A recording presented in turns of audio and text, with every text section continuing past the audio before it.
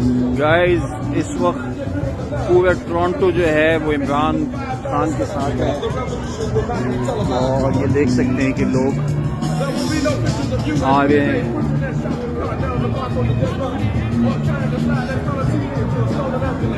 Overseas Pakistani specially Canada ने सारी साजिशें जो है उनको रिजेक्ट कर दिया है और अपनी सपोर्ट इमरान खान को बता दी है।